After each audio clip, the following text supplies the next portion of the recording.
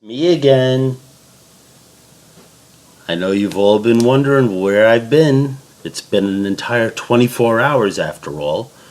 First, I want to clear a couple of things up. Number one, I was not banned by the NYMEX page from Facebook. They had absolutely nothing to do with the banning. The banning was a direct result of certain members on Facebook, members of the New York Mercantile Exchange, who took issue with the fact that I had the nerve to write a book about the exchange.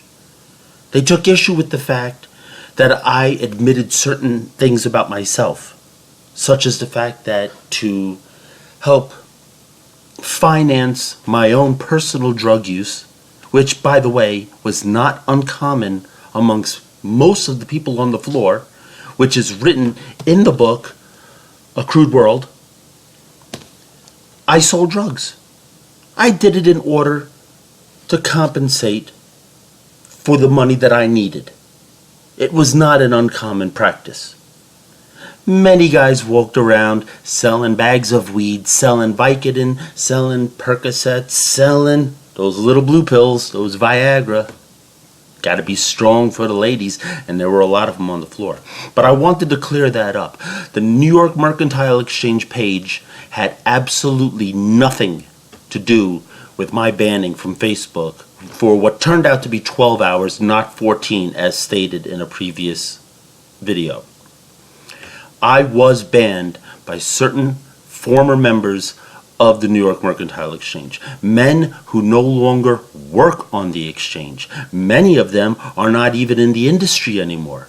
Part of the reason why they are not in the industry anymore is because they were nothing but lying crooks to begin with when they were on the floor. They got away with murder. And I write about the tactics, the ways that people went about doing what these men did.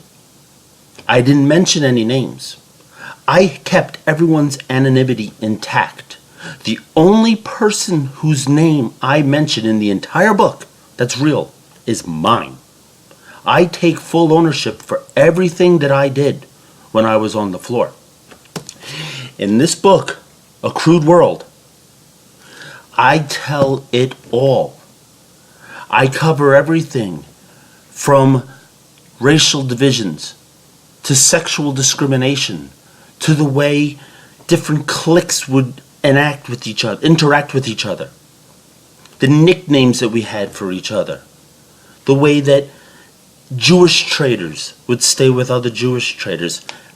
And technically speaking, I'm Jewish. I come from a Jewish mother. And I played that card. I write about that also.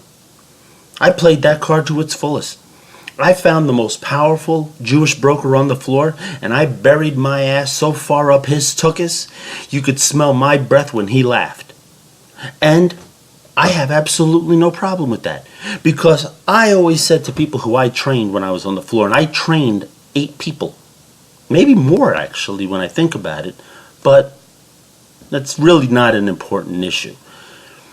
I used to tell them, you kiss ass until someone kisses your ass. The day someone kisses your ass, that's the day you stop doing it yourself, because you don't have to anymore. So that's exactly what I did. I kissed ass. And now I have the book that talks about all of it. I have told the story of the floor. Do you know what's happening right now on the New York Mercantile Exchange page on Facebook, the NYMEX page?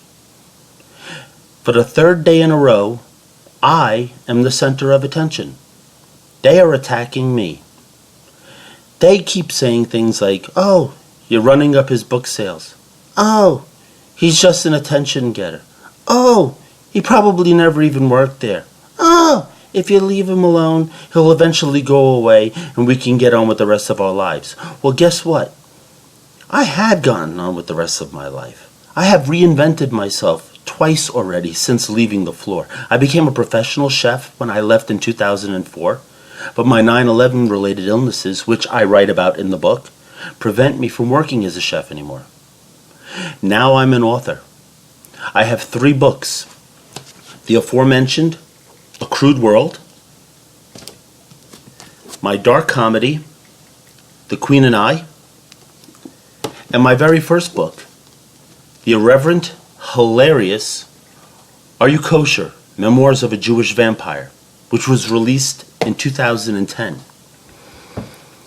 I've moved on with my life, and for some reason that seems to bother a lot of people. I don't know if it's the fact that I had the unmitigated temerity to write a book, or the fact that I'm doing what I want to do. I'm living my own personal dream. My dream is to write stories that make people happy, that people can think about. I don't write stories for the morons of the world. There's no pictures in my book. I'm not saying that I'm a pretentious author. Far from it.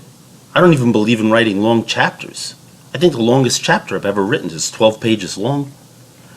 I'm about telling stories. In A Crude World, it is a nonfiction. Everything that I wrote in that book is true. I lie about nothing. I have nothing to lie about. I have nothing to hide. The only thing I do have to hide is the names of the people who were involved. I was actually sent a message 2 days ago by the wife of a former broker who I worked for, asking me point blank, who did he have sexual relations with?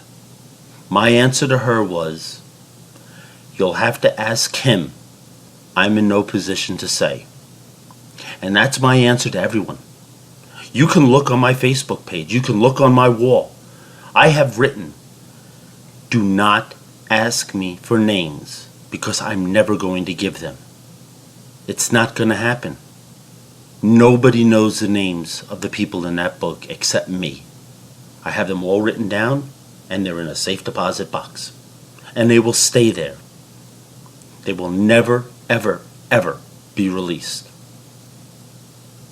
That being said, I have started a new page on Facebook called NYMEX, Now and Forever. It is mainly for former NYMEX, COMEX, Coffee, Sugar and Cocoa, Cotton Exchange, New York Board of Trade. All of those members are welcome on this page. All you have to do is look up NYMEX, Now and Forever on Facebook and click Join the Group. I am the administrator of the group. I will look to see who you are, and based on that, I will decide whether or not you are in the group. If I remember you as being nothing but a troublemaker, then odds are you're not going to have a good shot. But if you want to plead your case, by all means, go to my timeline, send me a direct Facebook message, and plead your case to me. And I will make my decision based off of that. But until then, until our next video, I encourage you, for the most controversial book you are going to read this summer. You think Hillary Clinton's got controversy in her book that nobody read and that she was given a $25 million bonus for? Please. She doesn't know what the meaning of controversy is. You want controversy and you want truth from someone who was actually there? You want sordid stories? You want stuff that's going to say, you know, I thought that's how it was, but it was so much worse than even the movies say it was. Let me tell you something. The last movie I saw based on The Exchange, not my personal exchange, this was based on stocks, was The Wolf of Wall Street. It was an entertaining movie. It was a piece of garbage, though. I'm sorry. It just was. It was about as believable as, I don't know, a purple unicorn running through Central Park on Halloween. Everything in A Crude World is true. Everything in this book happened. If it didn't, they would not be trying as hard as they are to stop it.